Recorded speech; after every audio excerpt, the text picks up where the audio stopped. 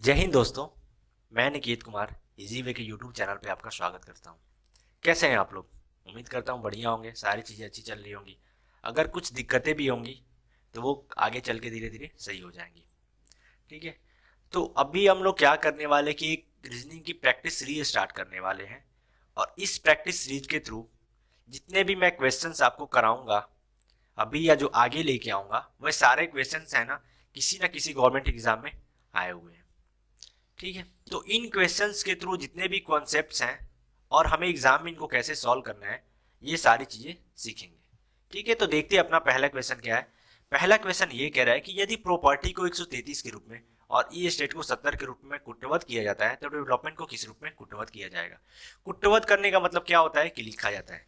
क्या कह रहे हैं कि प्रॉपर्टी को 133 के रूप में।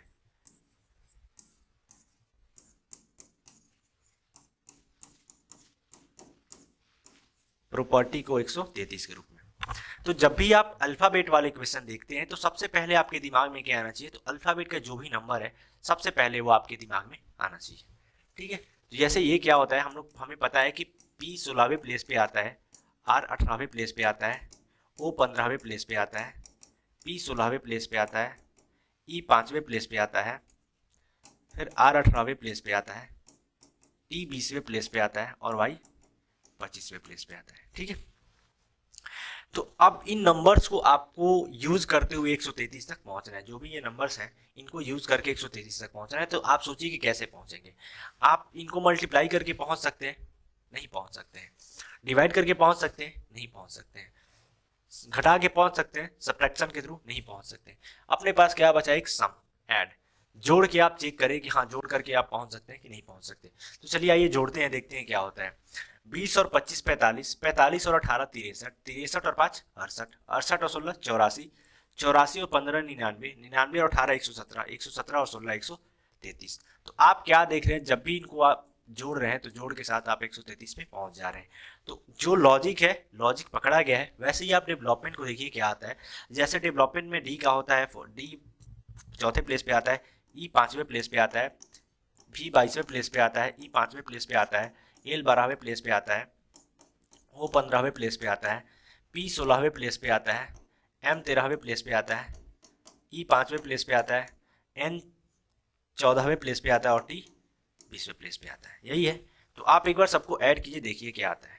5 4 9, 22 9 31, 31 और 5 36, 36 और 12 48, 48 और 15 63, 63 और 16 79, 79 और 13 92, 92 और 5 97, 97 और 14 111, 111 और 20 कितना आ गया आपका 131 और 131। कौन से ऑप्शन में है? Option number C. और ऑप्शन नंबर सी अपना क्या हो जाएगा, आंसर हो जाएगा 131 131। ठीक है। देखते हैं क्वेश्चन नंबर 2। क्वेश्चन नंबर 2 क्या कह रहा है। क्वेश्चन नंबर 2 कह रहा है कि यदि पिक्चर को RHESWQG के रूप में लिखा जाता है तो माउंटेन को कैसे लिखा जाएगा। ये कह रहा है कि picture is written as RHESWQG, तो mountain will be written as. ठीक है। तो पिक्चर को क्या कह रहा है कि PICTURE, पिक्चर को कैसे लिख रहा है, RHESWQG। ठीक है। तो सबसे पहले मैंने आपको क्या बताया कि जब भी अल्फाबेट के आपके सामने क्वेश्चन आते हैं तो अल्फाबेट का क्या प्लेस है आपके सामने, आपके दिमाग में वो आना चाहिए।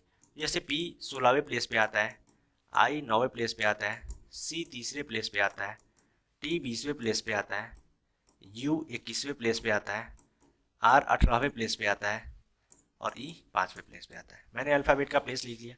वैसे ही मैंने इसका लिख दिया कि R 18वें प्लेस पे आता है, H 8वें प्लेस पे आता है, E 5वें प्लेस पे आता है, S 19वें प्लेस पे आता है, W 23वें प्लेस पे आता है, Q 17वें प्लेस पे आता है और G 7वें प्लेस पे आता है। ठीक है। अब आप इन नंबर्स को यूज कीजिए, कंपेयर कीजिए कि क्या लॉजिक लगाया गया है। तो आप यहाँ पे क्या देख रहे हैं कि 16 से 18 पे पहुंचा है, मतलब 2 क्या किया है, ऐड किया है। ठीक है। वैसे ही क्या किया है कि 9 से 8 पे पहुंचा है, मतलब 1 क्या गया है, घटाया है। वैसे ही 3 से 5 पे पहुंचा है, मतलब 2 ऐड किया गया है। फिर 20 से 19 पे आया, 1 घटाया है। फिर 21 से 23 पे आया है, 2 ऐड किया है। वैसे ही 18 से 17 पे आया, 1 घटाया है। और 5 से 7 पे आया है 2 ऐड किया है। तो क्या देख रहे हैं आप कि पहले 2 जोड़ रहा है, 1 घटा रहा है, पहले 2 जोड़ रहा है, फिर 1 घटा रहा है। तो वैसे ही आप माउंटेन में कीजिए। माउंटेन में एम का क्या होता है, एम का होता है 13। 13 में आप क्या करना है कि पहले 13 में 2 जोड़ना है, तो 15, 13 और 2 15 होता है। 15 पे क्या आता है आपका ओ, 15 पे क्या आता है ओ। ओ कहाँ पे है, सारे ऑप्शन में है। चलिए ठीक है, फिर यहाँ पे है ओ, पहले 2 जोड़ा था, फिर 1 घटाना है। अब यहाँ पे ओ का क्या होता है, ओ का होता है 15। 15 में से आप 1 घटाएंगे तो क्या मिलेगा 14। और 14 किसका होता है, 14 होता है भाई साहब एन का। एन कहाँ पे है, ऑप्शन नंबर ए और ऑप्शन नंबर सी में है। ऑप्शन नंबर बी और ऑप्शन नंबर डी में क्या है, पी और क्यू है। तो ऑप्शन नंबर बी और ऑप्शन नंबर डी यहाँ से एलिमिनेट हो जाएगा। बाकी बच्चा यू।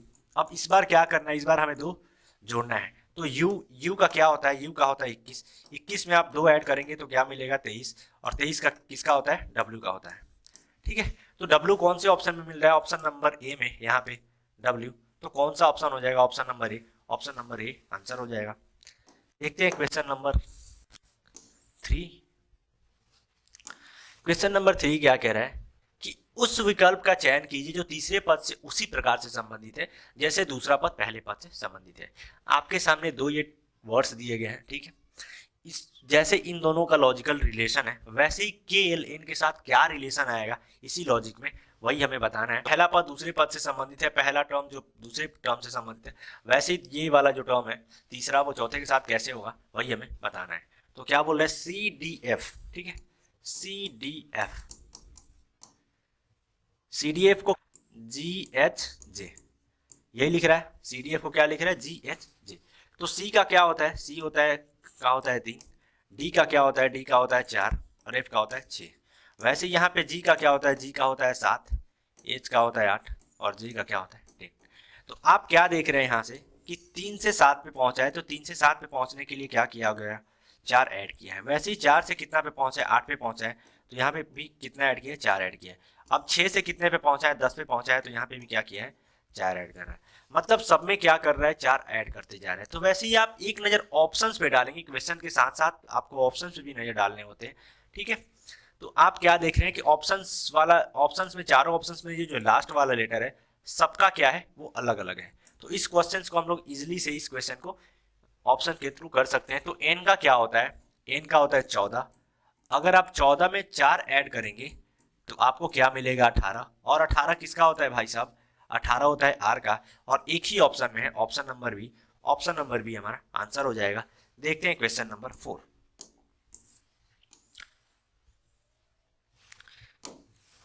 क्वेश्चन नंबर 4 क्या कह रहा है कि उस विकल्प का चयन कीजिए जो तीसरे पद से उसी प्रकार से संबंधित है जैसे दूसरा पद पहले पद से संबंधित है। मतलब ये वाला टर्म जैसे इस वाले टर्म के साथ रिलेटेड है, पहला फर्स्ट टर्म सेकंड टर्म के साथ जैसे रिलेटेड है, वैसे ही थर्ड टर्म फोर्थ टर्म के साथ कैसे रिलेशन होगा, वही हमें बताना है। इसका लॉजिक हमें पकड़ना है। क्या कह रहे हैं, 961। 961 को कितना लिखा है, 992। तो आप क्या जानते हैं, 961 को देख के आपके दिमाग में क्या रहा है कि 961 जो होता है वो 31 का क्या होता है, स्क्वायर होता है, 31 का स्क्वायर होता है। अब 961 पे 92, 961 से आप 992 पे कैसे पहुंचेंगे, तो इसमें आप 31 ऐड करेंगे तो 992 पे पहुंच जाएंगे। वैसे ही आप इधर देखिए 841 बोला गया है, 841 को क्या लिखा जाएगा। तो आपको क्या, आप क्या देख रहे हैं, 841 को देखते हुए आपके दिमाग में ये चीज आ रहा होगा कि 841 जो है वो 29 का स्क्वायर है, 29 का स्क्वायर है। अगर आप सेम लॉजिक पे इसमें भी आप 29 ऐड करेंगे, जिसका स्क्वायर किया गया उसी को ऐड किया गया है, तो आप कितना पे आप पहुंचेंगे, 870। और 870 बस एक ही ऑप्शन में है, ऑप्शन नंबर डी, वही अपना आंसर हो जाएगा। देखते हैं क्वेश्चन नंबर 5। क्वेश्चन नंबर 5 क्या कह रहा है, क्वेश्चन नंबर 5 ये कह रहा है कि दी गई श्रेणियों के बीच सर्वश्रेष्ठ संबंध को दर्शाने वाले वेन आरेख का चयन कीजिए। आपके सामने कुछ वर्ड्स दिए गए हैं, कुछ शब्द दिए गए हैं, और इन शब्द का आपस में क्या रिलेशन है, कैसा रिलेशन है, उस रिलेशन को है ना वेन ग्राफ, वेन आरेख के थ्रू हमें बताना है। ठीक है, वेन डायग्राम के थ्रू हमें बताना है। तो आप क्या देख रहे हैं, पहला वर्ड क्या है, डिजीज बोला गया है, बीमारियां बोली गई, रतनदी जिसको नाइट ब्लाइंडनेस बोला जाता है, कैंसर, कैंसर को ऐसे ही बोला जाता है। ठीक है, तो अब क्या देख रहे हैं आप, इन्हीं का रिलेशन कैसे है वही हमें बताना है। तो बीमारियां, रतौंधी और कैंसर, आपको क्या पता है कि रतौंधी और कैंसर दोनों क्या है, बीमारियां हैं। तो रतौंधी और कैंसर क्या होगी, दोनों बीमारियों के अंदर ही आएंगे। लेकिन आगे आप देखिए रतौंधी और कैंसर, रतौंधी और कैंसर में कोई डिफरेंस मतलब कोई रिलेशन नहीं है। रतौंधी जो है वो आंख से रिलेटेड बीमारी है, और कैंसर जो है बहुत सारे टाइप के कैंसर होते हैं, लेकिन रतौंधी केवल आंख में ही होता है। तो आप पहला ऑप्शन चेक करेंगे तो क्या देख रहे हैं कि बड़ा वाला जो ये गोला है अपना, बड़ा वाला सर्किल जो है ये डिजीज को दर्शाता है, तो डिजीज के अंदर अब दोनों चीजें आनी चाहिए। ठीक है, हमने यही रिलेशन निकाला है। तो आप क्या देख रहे हैं कि यहाँ पे इसको अगर हमने कैंसर मार लिया तो ये अपना रतौंधी हो जाएगा, और रतौंधी और कैंसर दोनों के बीच में कोई रिलेशन यहाँ पे नहीं है। तो ऑप्शन नंबर ए हमारा यहीं से क्या निकलता है, सही निकलता है, इस रिलेशन को सही दर्शा रहा है, तो ऑप्शन नंबर ए आंसर हो जाएगा। देखते हैं क्वेश्चन नंबर 6। क्वेश्चन नंबर 6 क्या कह रहा है, किसी घन के सभी फलकों को इस तरह से पेंट करने के लिए कम से कम कितने रंगों की आवश्यकता होगी जिससे कि दो नजदीकी फलकों पर एक जैसा रंग ना हो जाए। ठीक है, मतलब आपको आपके सामने एक घन है, मतलब बहुत बढ़िया क्वेश्चन है, एक बार वीडियो को आप पॉज कीजिए और खुद से सॉल्व करने की कोशिश कीजिए। आपके सामने क्या बोला जा रहा है कि आपके सामने एक क्यूब दिया गया है, घन दिया गया है, और उस घन को पेंट करने के लिए आपको नंबर ऑफ मिनिमम पेंट्स की जैसे कितने number of minimum paints required होंगे वही हमें बताना है। ठीक है, आप क्या देख रहे हैं यहाँ पे कि आपके सामने एक घन है।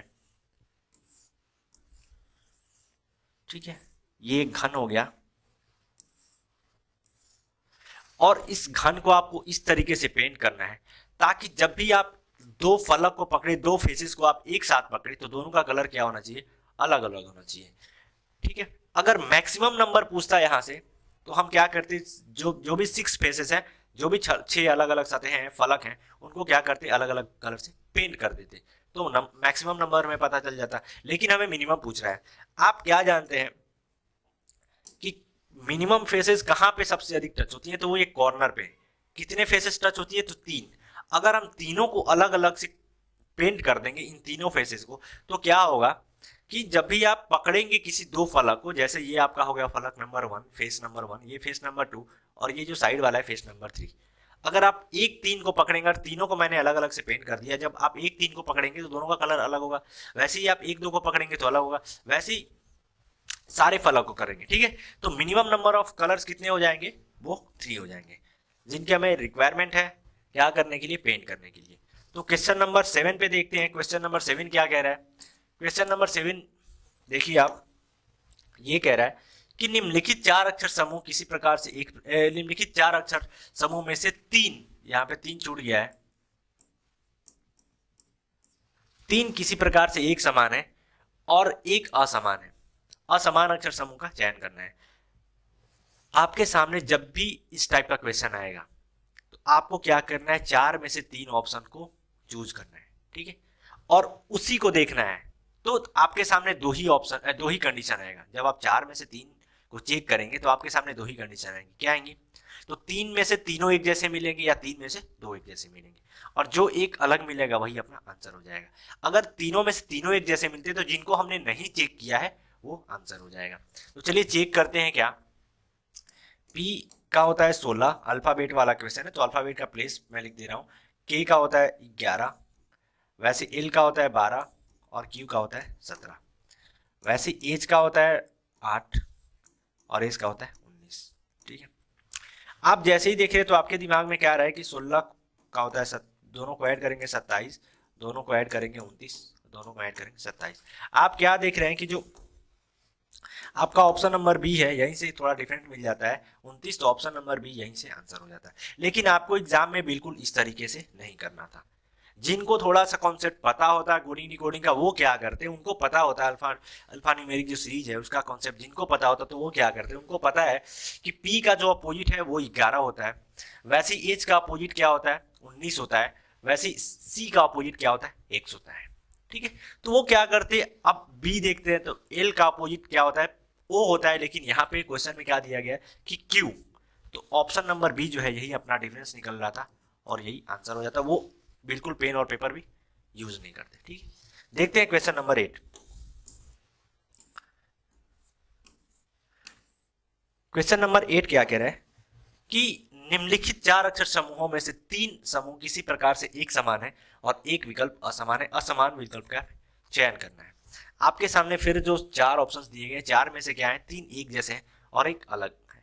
ठीक है, तो अभी मैंने आपको बताया क्या कि बस तीन ही ऑप्शन को इस कंडीशन में आपको चेक करना है, और तीन ऑप्शन जब आप चेक करेंगे तो दो ही चीजें होंगी आपके साथ, या तो तीनों में से तीनों एक जैसे मिलेंगे या तीन में से दो एक जैसे मिलेंगे, जो अलग मिलेगा वही अपना आंसर हो जाएगा। चलिए चेक करते हैं, देखते हैं क्या। एल का होता है 12, एन का होता है 14, पी का होता है 16 और क्यू का क्या होता है 17, यही होता है। फिर इसमें देखिए पी का होता है 16, आर का होता है 18, टी का होता है 20 और वी का होता है 22। वैसे ही आप इसमें चेक करेंगे, एस का होता है 19, यू का होता है 21, डब्ल्यू का होता है 23 और वाई का होता है 25। ठीक है, अब आप क्या देख रहे हैं कि 12 से 14 पे पहुंचने के लिए क्या किया है, दो ऐड किया गया, यहाँ पे भी क्या किया है, दो ऐड किया है, लेकिन यहाँ पे 16 से 17 बस एक ऐड किया है। इस वाले ऑप्शन में देखते हैं क्या कि 16 से 18 पे पहुंचने के लिए दो ऐड किया है, 18 से 20 पहुंचने के लिए फिर भी दो ऐड किया है, और 20 दो 22 दो ऐड किया गया है। आप इसमें भी देखते हैं क्या कि 19 से 21 दो ऐड किया गया है, 21 से 23 मतलब दो ऐड किया गया, और 23 से 25 यानी कि दो ऐड किया गया है। तो ऑप्शन नंबर ए और ऑप्शन नंबर सी दोनों में क्या देख रहे हैं आप कि एक ही सीक्वेंस, एक ही पैटर्न यूज हो रहा है, दो दो ऐड कर रहा है। बाकी सॉरी, ऑप्शन नंबर बी और ऑप्शन नंबर सी में एक ही पैटर्न यूज कर रहा है। ए में क्या देख रहे हैं कि आप यहाँ पे एक ऐड कर रहा है, तो ए क्या है, अलग है, तो ऑप्शन नंबर ए अपना आंसर हो जाएगा। ठीक है, देखते हैं क्वेश्चन नंबर 9। क्वेश्चन 9 आपके सामने है, क्वेश्चन नंबर 9। क्वेश्चन नंबर 9 को आप पढ़िए और एक बार खुद से सॉल्व करने की कोशिश कीजिए, देखिए क्या होता है। क्वेश्चन नंबर 9 ये कह रहा है कि आपको यह निर्णय करना है कि दिए गए कथनों में से कौन सा निष्कर्ष तर्कसंगत रूप से निकलता है, वही हमें बताना है। आपके सामने ये तीन स्टेटमेंट दिए हुए और इन स्टेटमेंट्स को यूज करके आपके सामने कुछ कंक्लूजन्स निकाले गए हैं, कुछ निष्कर्ष निकाले गए हैं, और कौन सा निष्कर्ष सही है वो ऑप्शन में दिया गया है और उसी को हमें बताना है। तो जब भी आपके सामने क्वेश्चन आता है, क्वेश्चन के साथ साथ में आप ऑप्शन को भी पढ़ लीजिए। ठीक है, अब इस क्वेश्चन को सॉल्व करने की कोशिश करते हैं। अब देखते हैं अपना पहला स्टेटमेंट क्या कह रहा है। पहला स्टेटमेंट ये कह रहा है कि कुछ खरगोश बतखे हैं, सम रैबिट्स आर डक्स। तो जब भी सम वाला क्वेश्चन आता है तो मतलब सब्जेक्ट और ऑब्जेक्ट दोनों क्या हो जाते हैं, 50-50 हो जाते हैं। मतलब यहाँ पे आप देखेंगे कुछ वाला क्वेश्चन जब भी आता है तो सब्जेक्ट और ऑब्जेक्ट क्या हो जाते हैं, 50-50 हो जाते हैं। तो ये भी हो गया 50, ये भी हो गया 50। वैसे यहाँ पे ये भी कुछ, दूसरी बात ये कि आप ये भी देख लें कि स्टेटमेंट कैसा है, पॉजिटिव है या नेगेटिव है। ये भी स्टेटमेंट क्या है, पॉजिटिव है, ये पॉजिटिव है। ठीक है, वैसे ही कुछ बतख कुत्ते हैं, तो ये भी क्या है, कुछ वाला है, तो बतख भी क्या हो जाएगा, 50 हो जाएगा, और कुत्ता भी क्या हो जाएगा, 50 हो जाएगा। स्टेटमेंट क्या है, तो स्टेटमेंट क्या है, पॉजिटिव है। ये स्टेटमेंट क्या है, पॉजिटिव है। वैसे ही आप तीसरा स्टेटमेंट देखते हैं तो क्या कह रहा है, कोई कुत्ता घोड़ा नहीं है, नो डॉग्स। तो नो डॉग्स आर हॉर्सेस। ठीक है, तो जब भी कोई वाला आता है, स्टेटमेंट क्या है, सबसे पहले निगेटिव है, स्टेटमेंट यहाँ पे निगेटिव है, तो कोई वाला बोल रहा है, और निगेटिव सेंटेंस में सब्जेक्ट और ऑब्जेक्ट दोनों क्या हो जाते हैं, 100 हो जाते हैं जब भी कोई ईच वाला ये रहता है। ठीक है, तो घोड़ा भी यहाँ पे 100 हो जाएगा, वैसे ही यहाँ पे डॉग्स भी 100 हो जाएंगे और हॉर्सेस भी 100 हो जाएंगे। ठीक है, अब आप कंक्लूजन को देखिए। कंक्लूजन 1 क्या कह रहा है कि कोई घोड़ा बतख नहीं है। कंक्लूजन 1 जो है वो निगेटिव है। ठीक है, घोड़ा और बतख इन दोनों का रिलेशन आपको कहां पे दिख रहा है, स्टेटमेंट 2 दोनों में, इस वाले स्टेटमेंट में और इस वाले स्टेटमेंट में। तो एक पॉजिटिव है, एक निगेटिव है, एक पॉजिटिव है, एक निगेटिव है, तो आपको स्टेटमेंट कंक्लूजन क्या मिलेगा, नेगेटिव मिलेगा, और नेगेटिव कंक्लूजन आपको मिल रहा है। ठीक है, वैसे ही आप देखिए क्या कि कोई घोड़ा बतख नहीं है, घोड़ा और बतख, तो कुत्ता यहाँ से क्या हो जाएगा, कट जाएगा, बाकी बचेगा बतख और बाकी बचेगा घोड़ा। अब आप इसमें कोई कुत्ता घोड़ा नहीं है, कंक्लूजन निगेटिव है, तो घोड़ा भी यहाँ पे 100 हो जाएगा और बतख भी 100 हो जाएगा। ठीक है, यहाँ तक आपकी बातें मेरे ख्याल समझ में आई होंगी। ठीक है, अब क्या देख रहे हैं कि स्टेटमेंट में बतख यहाँ पे 50 है, लेकिन कंक्लूजन में बतख यहाँ पे कितना है, 100 है। तो 50 को हम लोग 100 कभी नहीं बना सकते हैं, इसकी वजह से हमारा निष्कर्ष 1 क्या हो जाएगा, गलत हो जाएगा, कंक्लूजन फर्स्ट क्या हो जाएगा, वो गलत हो जाएगा। अब आप जैसे ही ऑप्शन की तरफ चेक करेंगे तो ऑप्शन ए में क्या दिया गया है कि निष्कर्ष 1, 2 और 3 सभी निकलते हैं। मतलब ये कि कंक्लूजन फर्स्ट, सेकेंड और थर्ड तीनों निकलते हैं। तो फर्स्ट ऐसे ही गलत हो जाए, फर्स्ट कंक्लूजन तो गलत है, तो ऑप्शन नंबर ए भी गलत हो जाएगा। केवल निष्कर्ष 1 निकलता है तो ये भी ऑप्शन नंबर 2 भी गलत हो जाएगा, बी भी गलत हो जाएगा। केवल निष्कर्ष 3 निकलता है, इसको छोड़ेंगे, अभी चेक नहीं किए अपन। डी पे देखेंगे तो केवल निष्कर्ष 1 और 2 निकलता है। यहाँ पे भी क्वेश्चन निष्कर्ष 1 को गलत बोला गया है कि निष्कर्ष 1 निकलता है, सही है, लेकिन अपना क्या है, ओरिजिनल में निष्कर्ष 1 गलत है, तो ऑप्शन नंबर डी भी गलत हो जाएगा। बाकी बचा कौन, ऑप्शन नंबर सी, तो ऑप्शन नंबर सी अपना आंसर हो जाएगा। यहाँ से आप एग्जाम में तेजी से करके निकल जाते, लेकिन मैं आपको पूरा सॉल्व करके दिखाता हूँ कि ये जो ऑप्शन नंबर सी है ये कैसे सही है। ऑप्शन नंबर सी में क्या बोला गया, कंक्लूजन सी जो है वो कैसे सही है। क्या देख रहे हैं आप कि कुछ बतख खरगोश है, तो कुछ वाला सेंटेंस है, 50 हो जाएगा, वैसे ही खरगोश भी क्या हो जाएगा 50 हो जाएगा। बाकी स्टेट निष्कर्ष की बात करें तो सेंटेंस कैसा है, पॉजिटिव है। ठीक है, अब आप कथन देखिए, तो खरगोश और बतख का जिक्र कहाँ पे है, तो स्टेटमेंट 1 में जो है खरगोश और बतख का जिक्र है। ठीक है, स्टेटमेंट 1 में क्या है, बतख भी 50 है और खरगोश भी 50 है, बतख भी यहाँ पे 50 है और खरगोश भी 50 है, और अपना जो निष्कर्ष है उसमें भी 50 की जरूरत है, तो 50-50 मिल जा रहा है। इसकी वजह से अपना निष्कर्ष 3 क्या है, वो सही है। ठीक है, उम्मीद करता हूँ ये क्वेश्चन आपको बहुत अच्छे से समझ में आया होगा। अगर नहीं समझ में आया हो तो वीडियो को प्लीज पॉज करें, बैक करें और फिर से आप देखें, आपको जरूर समझ में आएगा। ठीक है, देखते हैं क्वेश्चन नंबर 10। क्वेश्चन नंबर 10 क्या कह रहा है, क्वेश्चन नंबर 10 आपके सामने, क्वेश्चन नंबर 10 को आप पढ़ेंगे तो 10 को क्या कह रहा है कि चाइना को बीजिंग लिखा गया है, मतलब चीन को बीजिंग लिखा गया है, तो आपको क्या पता है कि चीन की राजधानी क्या होती है, वो बीजिंग होती है। वैसे ही आप ऑप्शन पढ़ेंगे तो ऑप्शन में क्या देख रहे हैं आप, इराक, इराक की राजधानी क्या होती है, बगदाद होती है। एक तो मिलता जुलता मिल गया, बाकी आप और ऑप्शन को चेक कर लेंगे तो पता लग जाएगा। डॉलर अमेरिका, डॉलर क्या है, मुद्रा है, तो ये वाला ऑप्शन गलत। जापान, जापान का मुद्रा क्या होता है, येन होता है, ये भी गलत। और स्वीडन, स्वीडन की राजधानी क्या होती है, मैड्रिड नहीं होती है, स्टॉकहोम होती है, तो ये भी ऑप्शन गलत। और इराक का बगदाद तो पहले ही ऑप्शन में मिल गया था, लेकिन मैंने क्रॉस चेक एक बार कर लिया। ठीक है, देखते हैं क्वेश्चन नंबर 11। क्वेश्चन नंबर 11 क्या कह रहा है, क्वेश्चन 11 बहुत बढ़िया क्वेश्चन है, और इस क्वेश्चन को, इस वीडियो को आप पॉज करें, क्वेश्चन को पढ़ें और खुद से सॉल्व करने की कोशिश करें। देखिए कि क्या होता है, कितने देर में आप सॉल्व कर पाते हैं कि नहीं सॉल्व कर पाते। देखते हैं क्वेश्चन नंबर 11। क्वेश्चन नंबर 11 क्या कह रहा है कि एक दर्जी के पास कपड़े के थान में से कटने के लिए कुछ संख्या में शर्टें थी। उसने प्रत्येक थान के समान लंबाई के 11 टुकड़ों में काट लिया। उस 50 कट प्रति मिनट के हिसाब से कटाई की उसने। ठीक है, क्या कह रहा है कि 1 मिनट में वो 50 कट लगाता है। ठीक है, वह 25 मिनट में कितने थान काट लेगा, यही हमसे पूछा जा रहा है। क्वेश्चन में आपको क्या दिया गया है, कौन सा डेटा दिया गया कि 50 कट प्रति मिनट के हिसाब से काट रहा है। मतलब ये कि 1 मिनट में वो कितने कट्स लगा रहा है, 50 कट्स लगा रहा है। लेकिन आपसे क्वेश्चन में गलती से क्या पूछ लिया गया है कि 25 मिनट में, टोटल 25 मिनट में वो कितने थान, नंबर ऑफ थान काटेगा, यही आपसे पूछ लिया गया है। कट का डेटा दिया गया लेकिन आपसे थान पूछ लिया गया है। ठीक है, तो क्या कह रहा है क्वेश्चन यहां से कि आपके पास एक यहां से एक लंबा थान है, इस थान को 11 टुकड़ों में 11 इक्वल पार्ट्स में वो डिवाइड करता है। ठीक है, तो आप डिवाइड कीजिए 11 इक्वल पार्ट्स में सबसे पहले थान को। तो ये 1 हो गया, 2 हो गया, 3 हो गया, 4 हो गया, 5 हो गया, 6 हो गया, 7 हो गया, 8 हो गया, 9 हो गया, 10 और 11, ये 11। तो आप क्या देख रहे हैं कि एक थान को काटने के लिए उसको कितना कट्स लगाना पड़ रहा है। सबसे पहले आप ये चेक कीजिए, तो क्या देख रहे हैं, एक कट लगाया उसने, 2 3 4 5 6 7 8 9 10, मतलब ये कि वो 11 पार्ट्स में तो काट रहा है, लेकिन 11 पार्ट्स में उसको काटने के लिए नंबर ऑफ कट्स कितने लगाने पड़ रहे हैं, बस 10 कट लगाने पड़ रहे हैं। ठीक है, तो उसको एक थान को कंप्लीट करने के लिए, यहां पे मैं लिख दे रहा हूं, एक थान को उसको कंप्लीट करने के लिए कितने कट्स लगाने पड़ रहे हैं, 10 कट्स लगाने पड़ रहे हैं।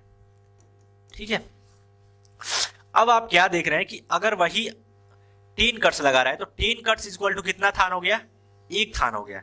तो वैसे 50 कट्स इक्वल टू कितना थान हो जाएगा, मतलब ये भी 5 गुना हो गया, कट्स भी 5 गुना हो गया, तो थान भी क्या हो जाएगा आपका 5 गुना हो जाएगा, तो 5 थान हो जाएगा।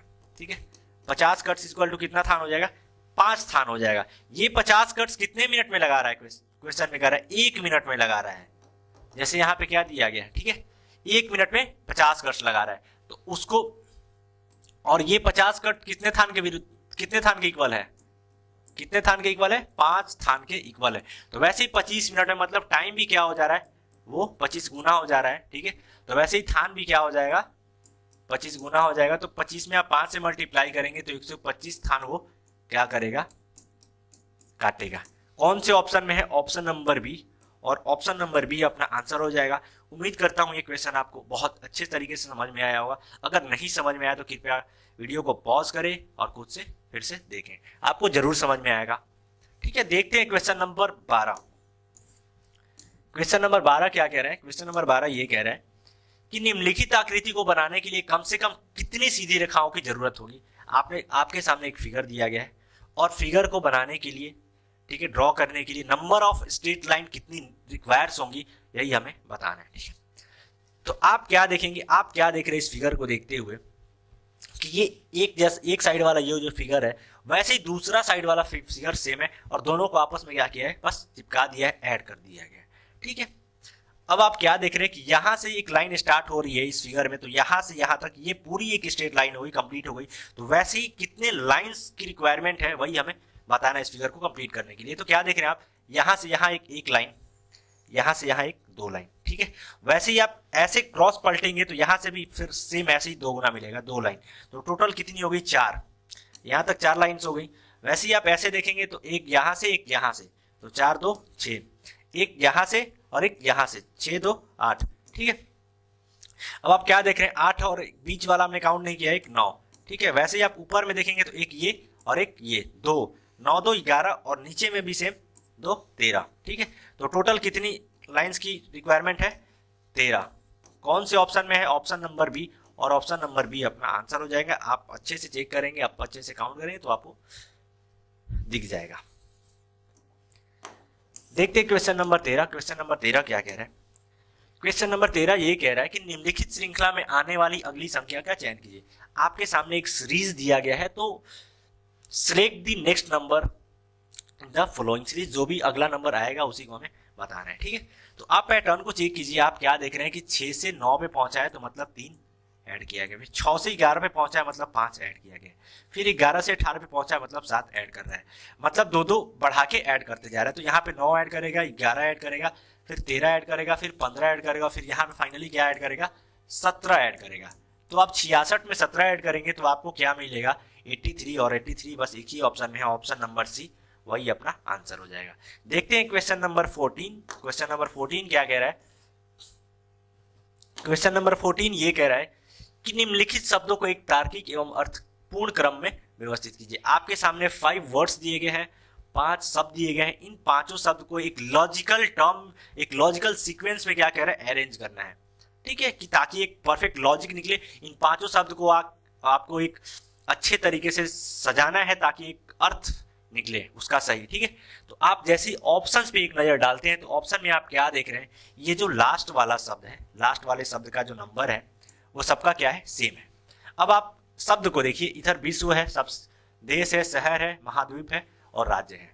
तो इनमें क्या है, विश्व जो है सबसे बड़ा है और शहर जो क्या है सबसे छोटा है। तो अपने सामने दो ही कंडीशंस आएंगी, या तो छोटे से बड़े की तरफ लिखेगा या फिर बड़े से छोटे की तरफ लिखेगा। लेकिन आप ऑप्शंस को देखते हैं तो आपको पता क्या लग जाता है कि लास्ट में क्या लिखा है, एक लिखा है, एक का मतलब है विश्व, यानी कि लास्ट में सबसे बड़ा लिखा है, यानी मतलब ये हो गया कि छोटे से बड़े की तरफ लेके जा रहा है। तो वैसे ही आप क्या करेंगे कि छोटे से बड़े की तरफ लेके जाएंगे तो सबसे पहले क्या आएगा, शहर, मतलब कि 3। ऑप्शन नंबर डी यहीं से निकल जाता है, सबसे पहला नंबर क्या आना चाहिए, 3। ठीक है, 3। दूसरा पे क्या आना चाहिए, शहर के बाद क्या आ जाएगा, राज्य, यानी कि 5। 3 के बाद 5। कौन कौन से ऑप्शन में, ऑप्शन ए और सी में है, बी में तो है नहीं, ऑप्शन बी यहां से निकल गया। फिर उसके बाद क्या आना चाहिए, शहर, शहर के बाद ये राज्य आ गया, राज्य के बाद क्या आना चाहिए, देश, यानी कि 2। 3 5 2 कौन से ऑप्शन में है, option number C, 3 5 2, option number C अपना आंसर हो जाएगा। ठीक है, उम्मीद करता हूं समझ में आई होगी ये क्वेश्चन। देखते हैं क्वेश्चन नंबर 15। क्वेश्चन नंबर 15 क्या कह रहा है कि किसी कूट भाषा में सिनेमा को NICAME के रूप में लिखा जाता है, उसी कूट भाषा में एक्टर्स को क्या लिखा जाएगा। मतलब ये कि in a certain code cinema is written as NICAME, यहां पे ई छूट गया है, तो what will be the written to the actors that code language. ठीक है, तो एक्टर्स को क्या कोड, किस कोड में लिखा जाएगा, यही हमें बताना है। क्वेश्चन में ये कह रहा है कि सिनेमा को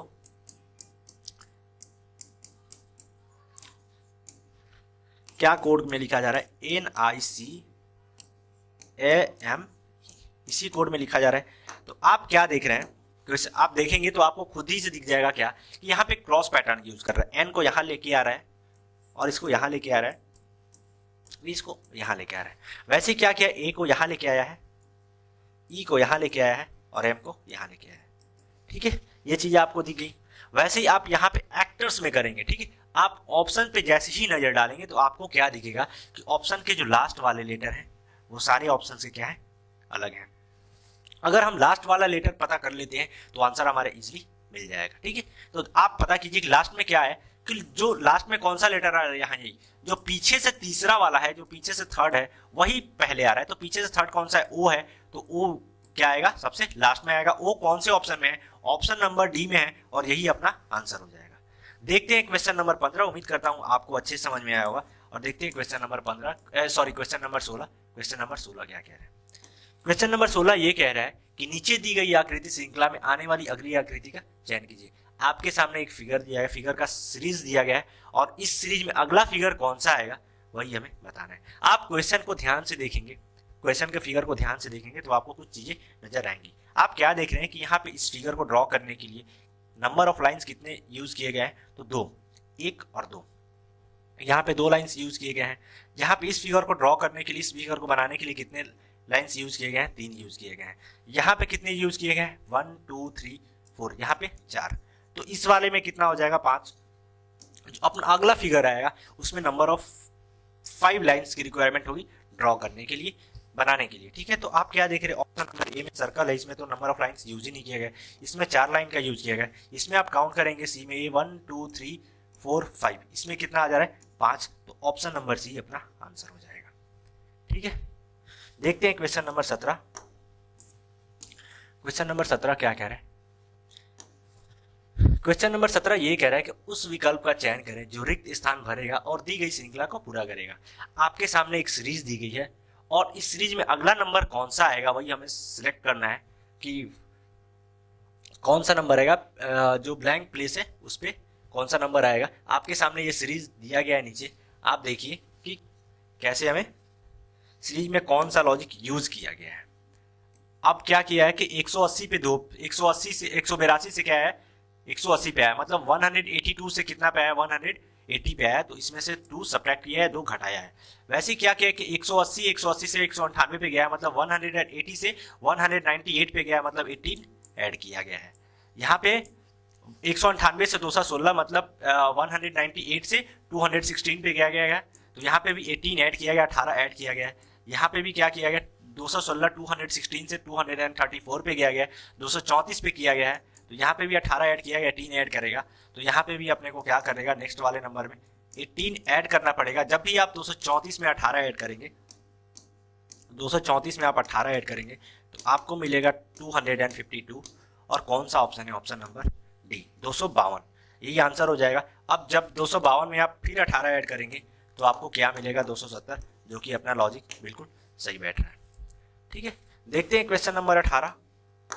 next question, question number 18। Question number 18 में क्या कह रहा है कि उस आकृति का चयन करें जिसमें दी गई आकृति अंतर्निहित है। Select the shape in which the given figure is embedded.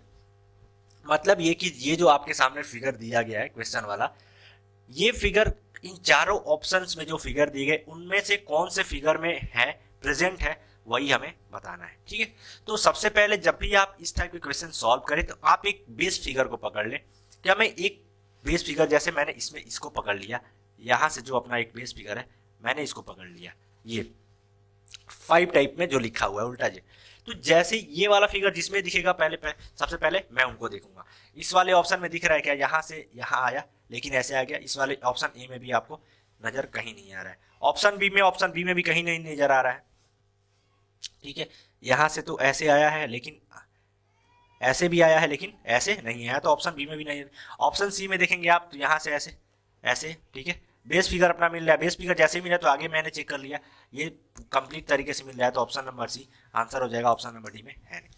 ठीक है, देखते हैं क्वेश्चन नंबर 19। क्वेश्चन नंबर 19 क्या कह रहा है, क्वेश्चन नंबर 19 ये कह रहा है नीचे दी गई श्रृंखला में रिक्त स्थान में कौन सा संख्या आएगी, कौन सी नंबर आएगा, यही हमें बताना है। What number will come in the blank space in the following series। आपके सामने एक सीरीज दी गई है और सीरीज में नेक्स्ट नंबर कौन सा आएगा वही हमें बताना है, अगली संख्या कौन सी आएगी। तो सबसे पहले क्या करेंगे, सीरीज के लॉजिक को पकड़ेंगे, सीरीज का लॉजिक रियल में है क्या। आप क्या देख रहे हैं कि 100 से 99 पे पहुंचा है, मतलब एक घटाया है। फिर 99 से 96 पे पहुंचा है, 99 से 96 पे पहुंचा है, मतलब क्या किया है कि फिर यहाँ पे जो है आपका 99 से 96 पे पहुंचा है, तो क्या किया है, 3 सब्ट्रैक्ट किया है, फिर 3 घटाया है। फिर 96 से 91 पे आया, मतलब क्या किया है, 5 घटाया है। 96 से 91 पे आया मतलब 5 घटाया है। अब 91 से 84 पे गया है मतलब 7 घटाया है, 7 सब्ट्रैक्ट किया है। 91 में से 7 घटाएंगे तो 84 मिलेगा। वैसे ही यहाँ पे क्या देख रहे हैं, 9 घटाया है, 9 सब्ट्रैक्ट किया है 84 में से 75, मतलब 84 में से 9 घटाएंगे 75। वैसे ही 75 से आप 11 घटाएंगे तो क्या मिलेगा 64, 75 में से आप 11 घटाएंगे तो आपको 64 मिलेगा। और वैसे ही सेम यहाँ पे करेंगे, 64 में से जैसे ही आप 13 घटाएंगे, 64 में से 13 आप माइनस करेंगे तो आपको क्या मिलेगा 51, 51 और 51 अपना आंसर हो जाएगा, जो कि ऑप्शन नंबर सी में देखने को मिल रहा है। देखते हैं क्वेश्चन नंबर 20। क्वेश्चन नंबर 20 क्या कह रहा है, क्वेश्चन नंबर 20 में दिया गया है 4 को 67 के रूप में लिखा जाता है, तो वैसे ही आप 8 को कैसे लिखेंगे यही हमें बताना है। मतलब ये कह रहा है कि अगर आपके सामने ये 4 दिया गया है, 4 दिया गया है, 4 को 67 के रूप में लिखा गया है, तो वैसे ही 8 को इसी जो लॉजिक यहाँ पे यूज किया गया है उसी लॉजिक के साथ यहाँ पे क्या लिखा जाएगा वही हमें बताना है। आप क्या देख रहे हैं, आपको पता है कि 64 को आप कैसे लिख सकते हैं 64 प्लस 3, देखते ही समझ में आ रहा था। और 64 क्या है, ये 4 का क्यू है। मतलब ये कि क्या किया गया है, जैसे 8 का क्यू किया गया है और इसके क्यू करने के बाद में 3 ऐड किया गया, तो 8 का क्यू कितना होता है 512, और 512 में आप 3 ऐड करेंगे तो आपको मिलेगा 515। और ये आपको कौन से ऑप्शन में देखने को मिल रहा है, तो ऑप्शन नंबर डी में देखने को मिल रहा है। ऑप्शन नंबर डी अपना आंसर हो जाएगा। देखते हैं क्वेश्चन नंबर 21। क्वेश्चन नंबर 21 क्या कह रहा है, क्वेश्चन नंबर 21। क्वेश्चन नंबर 21 आपके सामने है और क्वेश्चन नंबर 21 क्या कह रहा है, जरा ध्यान से पढ़ेंगे। निम्नलिखित 4 संख्या युग्मों में से 3 संख्या युग्म किसी प्रकार से एक समान है और एक संख्या युग्म असमान है। उस असमान संख्या युग्म का चयन करना है। क्या करना है, चयन करना है। ठीक है, आपके सामने ये 4 नंबर ऑफ 4 पेयर्स दिए गए हैं और इन पेयर्स में से 4 पेयर्स में से 3 जो है 3 पेयर्स जो है वो एक जैसे हैं बिल्कुल। ठीक है, तो एक जो अनइक्वल है उसी को हमें चूज करना है। ठीक है, 3 क्या है, इक्वल है, 3 पेयर जो है इक्वल है और एक क्या है अनइक्वल पेयर है और उसी को हमें बताना है। आप ऑप्शंस को जैसे आप, मैंने क्या बोला है आपको कि जैसे ही आपके सामने इस टाइप के क्वेश्चन आते आपको क्या करना है कि चारों ऑप्शंस में बस 3 को चेक करना है। जब आप 3 को चेक करेंगे तो आपके सामने 2 ही कंडीशन आएंगी। कंडीशन नंबर 1 क्या होगा कि 3 में से तीनों एक जैसे मिलेंगे, आपको तीनों में से तीनों इक्वल मिलेंगे। या फिर कंडीशन नंबर दूसरा क्या आएगा कि 3 में से 2 एक जैसे मिलेंगे और एक क्या मिलेगा, वो डिफरेंट मिलेगा, और वही जो डिफरेंट मिलेगा वही अपना आंसर हो जाएगा। तो चलिए देखते हैं यहाँ पे क्या है। बोला गया कि 25 को 100 के रूप में लिखा गया है। 25 से 100 मतलब इसको 4 गुना किया गया है। वैसे यहाँ पे क्या किया गया है, 12 5 60 मतलब यहाँ पे 5 टाइम्स किया गया है, 12 5 60। वैसे यहाँ पे क्या देख रहे हैं, 18 5 90 मतलब 18 5 90, तो यहाँ पे भी 5 गुना किया गया है। लेकिन ऑप्शन नंबर ए में क्या किया गया, 4 गुना किया गया, तो ऑप्शन नंबर ए आंसर हो जाएगा। लेकिन मैं आपको एक बार क्रॉस चेक करके दिखा दे रहा हूँ कि मैंने जो बातें बोला वो सही है कि नहीं है। जैसे आप यहाँ पे क्या देख रहे हैं, 30 5 150 मतलब 5 गुना किया गया, 30 5 150 5 टाइम्स किया गया है। तो क्या देख रहे हैं आप, सेम चौथा जो है खुद ब खुद उसके ऐसा मिल जा रहा है। ठीक है, तो ऑप्शन नंबर ए आंसर हो जाएगा। देखते हैं क्वेश्चन नंबर 22। ब्लड रिलेशन का क्वेश्चन है, खूबसूरत सवाल है। आप वीडियो को पॉज करें एक बार, खुद से और सॉल्व करने की कोशिश करें। देखिए कि कितने देर में आप सॉल्व कर पा रहे हैं, आपका आंसर आ रहा है नहीं आ रहा है, क्या आप लॉजिक लगा रहे हैं। ठीक है, तो सॉल्व करने की कोशिश करते हैं क्वेश्चन नंबर 22 को और पढ़ते हैं क्या बोल रहा है। कुमार का परिचय देते हुए विक्रम ने कहा, इसकी माँ मेरे पिता के पुत्र की पत्नी है, मेरा कोई भाई और बहन नहीं है। इस वाले लाइन को आप अच्छे से ध्यान में रखेंगे कि मेरा कोई भाई बहन नहीं है, इसका मतलब ये कि विक्रम का कोई भाई बहन नहीं है। इस स्टेटमेंट को आप माइंड में रखेंगे। कुमार का विक्रम से क्या संबंध है, लास्ट में यही पूछा जा रहा है कि कुमार का विक्रम से क्या संबंध है। मतलब ये कि विक्रम कुमार को क्या बोलेगा, मतलब ये कि जिसके लास्ट में से रहता है उसका रिलेशन वो क्या बोलता है, वही हमें फाइंड आउट करना है। चलिए क्वेश्चन कह रहे हैं कि कुमार का परिचय देते हुए विक्रम ने कहा, ये हो गए आपके कुमार भाई साहब, ये हो गए आपके विक्रम भाई साहब। दोनों क्या है, मेल है, तो मेल को मैंने पॉजिटिव से रिप्रेजेंट कर दिया, दिखा दिया। अब आगे आप क्या देख रहे हैं कि इसकी, अब कुमार क्या कह रहे हैं कि इसकी माँ मतलब विक्रम की जो मदर है, विक्रम की जो माँ है फीमेल है, तो मैंने माइनस से डिनोट कर दिया, दिखा रिप्रेजेंट कर दिया। इसकी माँ मेरे पिता के पुत्र की पत्नी है, मतलब विक्रम के फादर एफ हो गए और इनका पुत्र, इनका सन खुद विक्रम हो गया, इसकी पत्नी है। कौन है इसकी पत्नी? कौन है? विक्रम की पत्नी कौन है? विक्रम की पत्नी कौन है? विक्रम की पत्नी है कौन? वो एम है। ठीक है, तो विक्रम का तो और विक्रम मेरा कोई भाई बहन नहीं है, मतलब विक्रम का कोई भाई बहन नहीं है। ठीक है, तो अब विक्रम का कुमार से क्या दिख रहा है? इनका बेटा कौन है? इनका बेटा कौन है? कुमार है। ठीक है, तो ये दोनों हस्बैंड वाइफ, तो कुमार का बेटा कौन हो जाएगा? तो विक्रम का बेटा कौन हो जाएगा? वो कुमार हो जाएगा। तो कुमार कौन से ऑप्शन में तो रिलेशन क्या बैठ रहा है? पुत्र का रिलेशन बैठ रहा है, सन का रिलेशन बैठ रहा है। विक्रम जो है कुमार को क्या बोलेगा? सन बोलेगा, बेटा बोलेगा, पुत्र बोलेगा, और वो ऑप्शन नंबर डी में दिख रहा है। ऑप्शन नंबर डी आंसर हो जाएगा। देखते हैं क्वेश्चन नंबर 23 क्वेश्चन नंबर 23 में क्या कह रहा है? क्वेश्चन नंबर 23 ये कह रहा है कि आपके सामने एक पारदर्शी शीट दी गई है जिस पर दो पैटर्न बने हुए हैं। ठीक है, आपके सामने एक ये शीट दी गई है, इस पे दो पैटर्न आपको दिख रहे हैं, एक ये वाला पैटर्न, एक ये वाला पैटर्न। अगला क्या कह रहा है? यदि पारदर्शी शीट को बिंदु रेखा से मोड़ा जाता है तो पैटर्न किस प्रकार से दिखाई देगा?